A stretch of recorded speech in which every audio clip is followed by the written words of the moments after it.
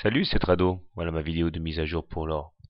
Séance en trompe-l'œil aujourd'hui, puisque malgré une hausse très forte de 1,3%, nous restons quand même en situation délicate. Nous avons certes réussi à nous affranchir de la moyenne mobile à cette séance, ce qui est bien, mais par contre la M20 une fois de plus s'est révélée intraitable.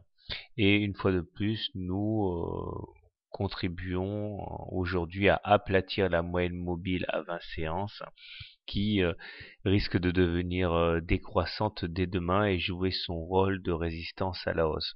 Pour l'instant, étant donné qu'elle est encore légèrement croissante, il eût été facile de la passer à la hausse, ou du moins il aurait été beaucoup plus facile de la passer maintenant qu'elle ne sera demain ou lundi. Les indicateurs techniques continuent de se dégrader puisque le MACD continue à son voyage vers le sud. Le momentum reste sous la ligne des zéros.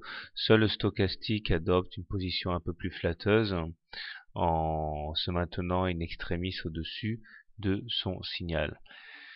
À moyen terme, il demeure que la tendance n'est pas menacée puisque nous sommes à l'intérieur de ce grand canal noir haussier dont seule la cassure à la baisse permettrait éventuellement de changer son fusil d'épaule, mais nous avons toujours le bas du canal noir, le support à 1315. Donc à moyen terme, c'est pas trop grave, mais c'est vraiment à court terme que je me pose des questions. On en saura davantage avec l'analyse hebdo demain. Toujours est-il que, voilà, comment trader l'or demain. Si vous êtes haussier, je pense que puisque nous avons dépassé la M7, la première solution c'est d'acheter la M7 lors d'un contact demain ou lors d'une pénétration. Stop loss en cas de clôture sous la M7, objectif en intraday aller chercher la M20. Autre solution, vous attendez qu'on aille chercher les 1320 par là qui correspondent au bas du canal noir, à la résistance verte et à la Bollinger inférieure. Et donc acheter sur ces niveaux, stop loss en cas de clôture sous ces niveaux. Si vous êtes baissier par contre, deux solutions. La solution agressive est d'acheter le contact avec la M20 ou en cas d'enfoncement. Objectif retourner sur la M7, stop loss en cas de clôture au-dessus de la M20. Voilà.